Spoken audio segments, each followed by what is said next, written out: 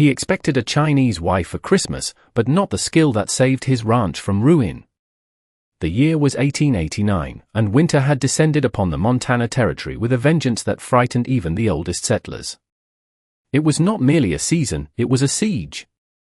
Snow fell in thick, suffocating curtains across the plains, burying fence lines, bowing the spines of ancient pines, and swallowing the world in a silence so profound it felt heavy on the eardrums. December was creeping toward Christmas, but there was no joy in the approach, only the biting dread of another freeze. The Ironwood Ridge Ranch, once the crown jewel of the valley, celebrated for its sturdy barns and endless rolling pastures, now lay groaning under the weight of debt and ice. It struggled like a dying animal, its breath shallow, its heartbeat fading with every falling flake. Arthur Thorne stood on the porch of the main house, a man of 36 years who looked 50. The cold wind bit at his exposed face, but he hardly felt it. The numbness inside him was far deeper. He was a tall man, broad-shouldered but gaunt, his eyes the color of flint and just as hard. He stared out at the endless expanse of white, his breath hanging in the frigid air like the ghosts of memories he wished he could excise from his mind. His father had passed 2 winters ago, and his mother followed the very next spring, leaving Arthur alone to manage a legacy that was crumbling into dust. The loneliness was a physical thing, a sharp ache in the center of his chest that hurt more than the frostbite threatening his fingers. That pervasive isolation was the reason why, 3 months prior, he had swallowed his pride and written a letter to a marriage broker in San Francisco. He had not written for passion. He had not written for romance, nor for a beauty who would turn heads in town. Arthur had written for survival. He asked for a companion, specifically a Chinese woman, having heard they were industrious, quiet, and loyal. He expected a gentle soul, someone who would keep the fire lit, mend his torn shirts, cook a hot meal, and perhaps, in time, help him raise a family to fill the empty rooms of the farmhouse. He expected someone grateful for a roof over her head, someone who would shrink behind him when the world got loud. He did not expect skill. He did not expect fire. And he certainly did not expect the vision that stepped off the stagecoach that Tuesday afternoon. The town of Black Creek was buried under 2 feet of fresh powder, the wooden boardwalk slick with ice. The stagecoach horses blew steam from their nostrils as the driver tossed a single, battered leather trunk onto the snow. Then, the door opened. A woman stepped out, and for a moment, the grey, monochrome world of the frontier seemed to shatter. She was not huddled in drab wool or grey cotton like the other women of the territory. Mai Lin stood tall, wrapped in a heavy coat which she momentarily parted to adjust her luggage, revealing a flash of a traditional red cheongsam, the silk embroidered with gold thread that caught the meager winter light. It was a defiant splash of color against the blinding white, a symbol of luck and life in a land that felt dead. She wore a heavy bonnet, but beneath it, her face was striking, not submissive, but sharp. Her eyes, dark and intelligent, scanned the town not with fear, but with the calculation of a hawk searching for movement in the grass. She looked at the gawking townsfolk, then at the dilapidated buildings, and finally, her gaze landed on Arthur. He had assumed she would be trembling, terrified of the harsh landscape and the stranger she was to marry. Instead, she walked toward him, her boots crunching decisively in the snow. "Arthur Thorne?" she asked. Her English was accented but crisp, her voice steady despite the biting wind that whipped around them. "I am," Arthur replied, his voice rusty from days of disuse. He felt a sudden, clumsy awkwardness. He was unwashed, smelling of horse sweat and wood smoke, while she looked like a porcelain doll that had somehow armed itself for war. "You must be Mai Lin." "I am Mai Lin," she confirmed. She didn't curtsy. She didn't look at her feet. She met his gaze squarely. "The letter said you have a wagon." Arthur blinked, taken aback. Yes. It's this way." He reached for her trunk, expecting it to be light, filled only with silk and trinkets. Instead, his arms strained under the weight. It was incredibly heavy, dense as a box of stones. He grunted, hoisting it onto his shoulder. Mai Lin watched him, not with gratitude, but with a critical eye, as if measuring his strength. "Books?"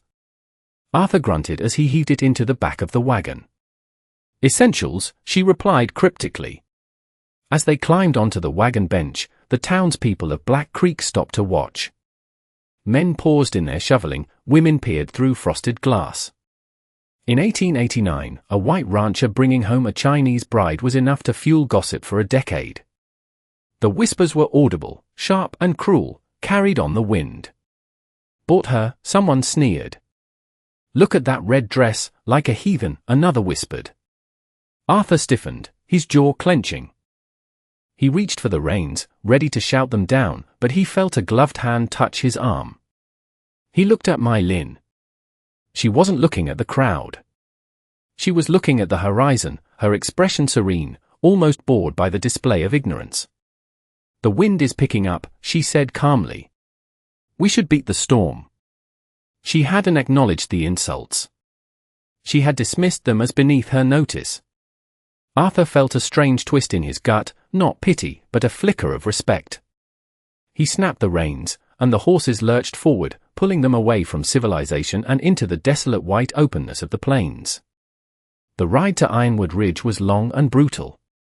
The silence between them was louder than the howling wind. Arthur struggled to form words. He had rehearsed a speech, a welcome, a set of rules, but it all died in his throat in the presence of her quiet intensity. Finally, Mai Lin spoke. Your letter said the ranch was large. But it did not say it was prosperous. Arthur winced. It was. Once. The winters have been hard. The market. Difficult. And you asked for a wife, she stated, not asking. I did. To cook? To clean. To share a life, Arthur corrected, though he knew the domestic duties were what he had envisioned. A ranch needs a woman's touch. Mai Lin turned to him, her eyes narrowing slightly against the snow glare. A ranch needs more than a touch, Mr. Thorne. It needs a spine. And from the look of these fences, she gestured to a broken rail half buried in a drift as they turned onto his property, yours is fractured. Arthur flushed with irritation. I didn't bring you here to criticize my fences, Mai Lin. No, she replied smoothly. You brought me here to help. I cannot help if I am blind to the truth. When the ranch house finally came into view, it was a bleak sight. The roof bowed under the snow, the chimney released a thin, pathetic trail of smoke, and the barn leaned precariously to the left, looking like an old drunkard trying to stay upright. The corral was empty save for the two plough horses they were driving. Mai Lin climbed down before Arthur could offer a hand. She didn't go to the house. She walked straight toward the barn. Where are you going? Arthur called out, securing the brake. The house is warm. Or warmer than here. The horses, she said, her voice carrying over the wind. How many? 14, Arthur shouted back, confused. Had 52 years ago. Winter took the rest.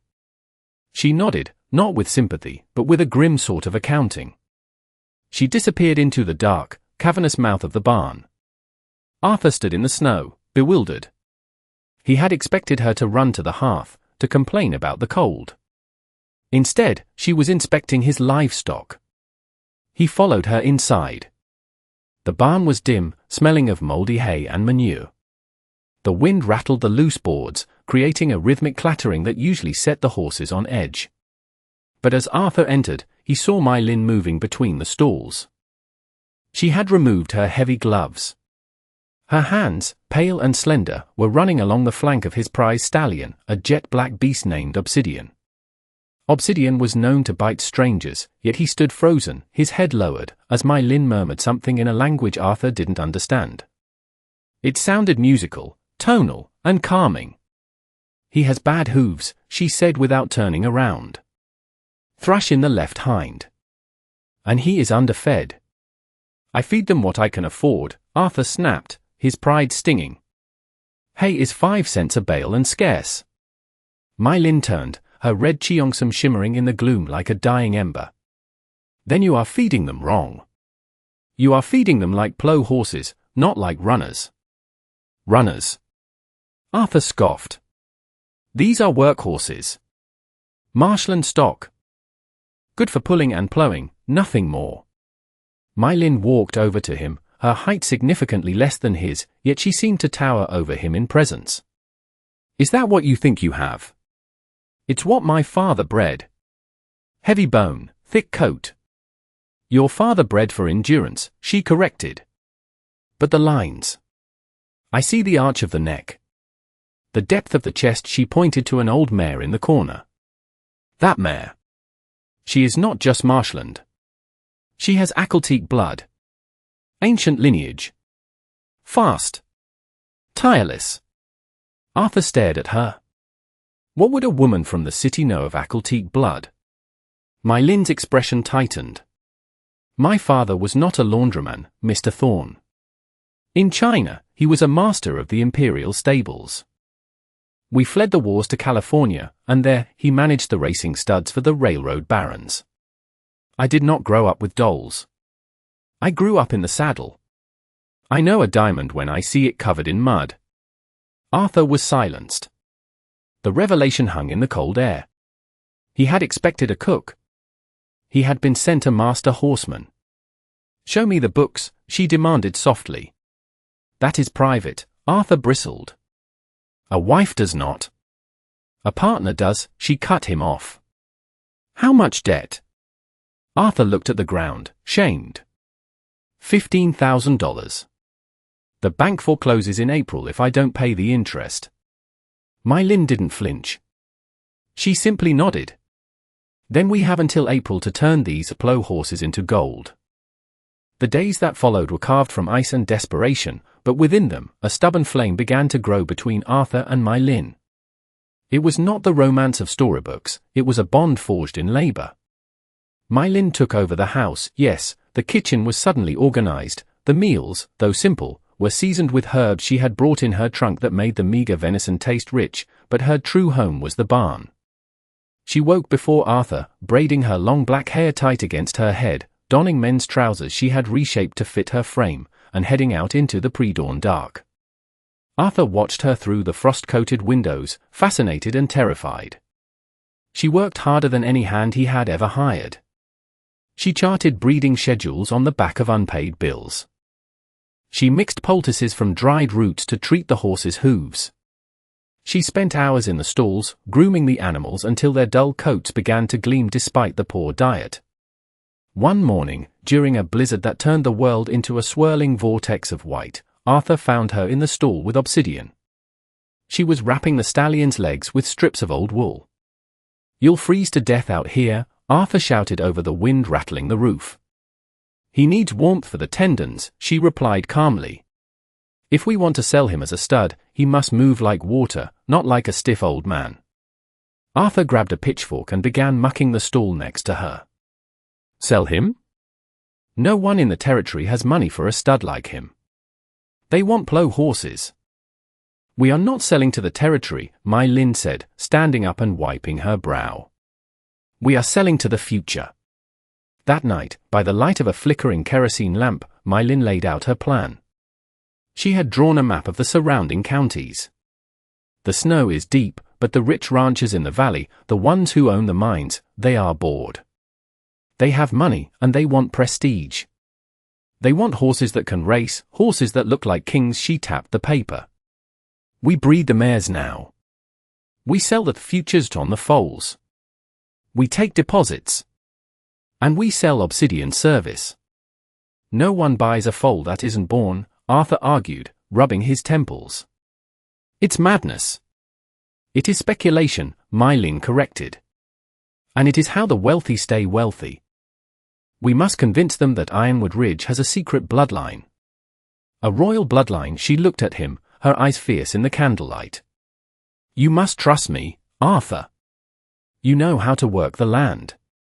But I know how to work the pride of men. Arthur looked at her. He saw the fatigue under her eyes, the redness of her hands from the cold work. She was fighting for his ranch, her home now, with a ferocity that humbled him. Okay, he whispered. We try. The campaign began the next week. The snow was waist deep, but they hitched the strongest horses to the sleigh. Arthur drove, while my Lin sat beside him, dressed not in work clothes, but in her red cheongsam, wrapped in furs. She looked like a visiting queen.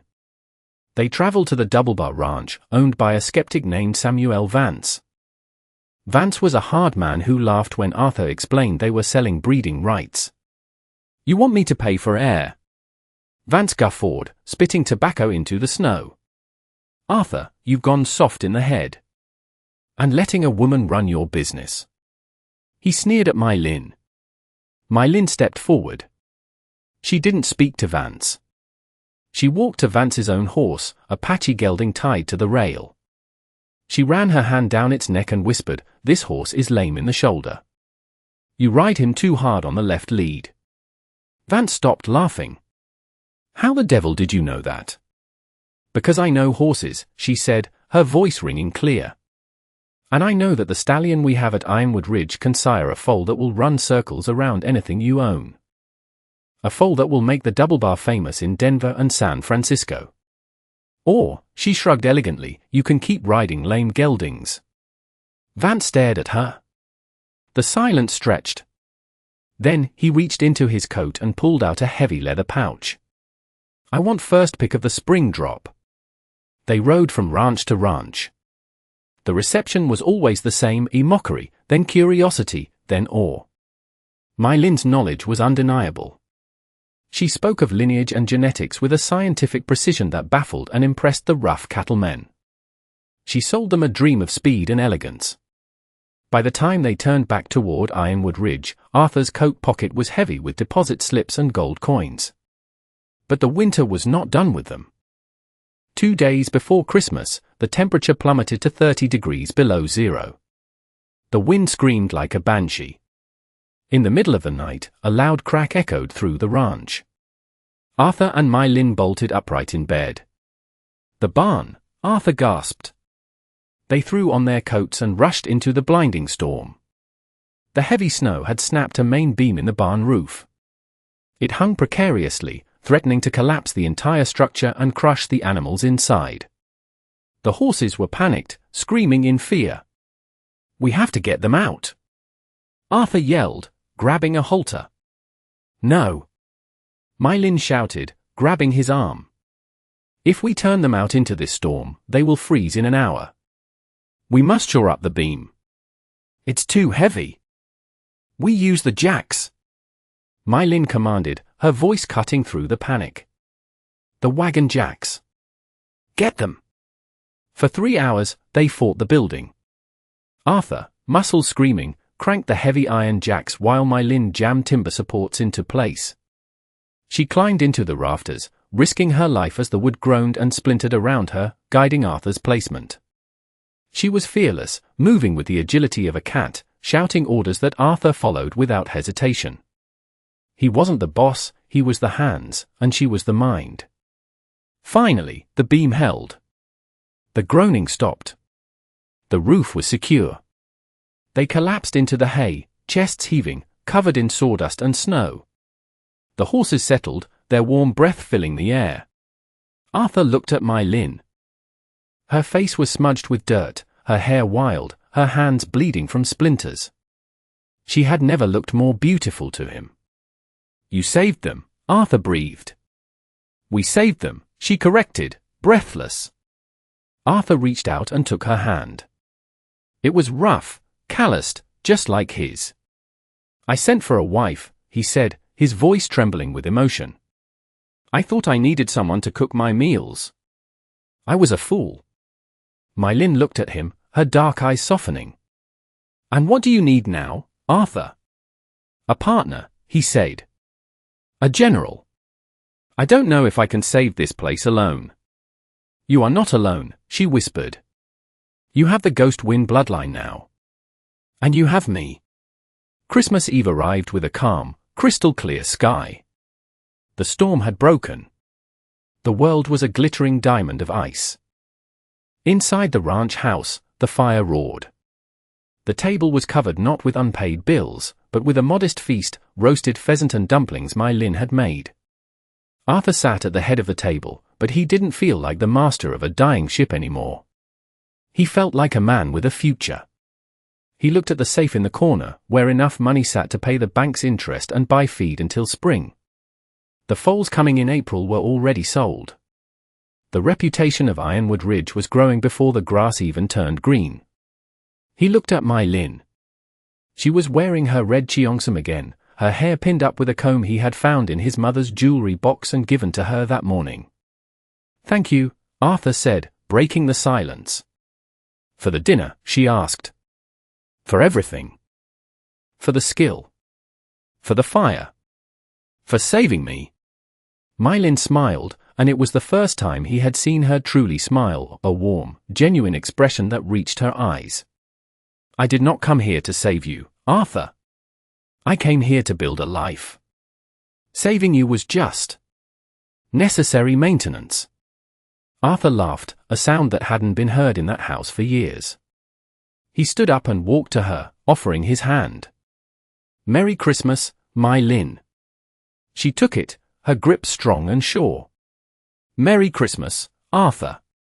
As they stood by the window, watching the moonlight dance on the snow that covered their land, Arthur realized that the debt was just money, and the winter was just a season. The true wealth of the ranch was standing right beside him. He had expected a wife to serve him, but fate had sent him a warrior to lead him. And as the wind whispered through the pines, no longer a threat but a song, Arthur knew that Ironwood Ridge would not just survive, it would become a legend. This story of Arthur and Mai Lin reminds us that our greatest strength often lies in the partnerships we build and the openness to see value where we least expect it.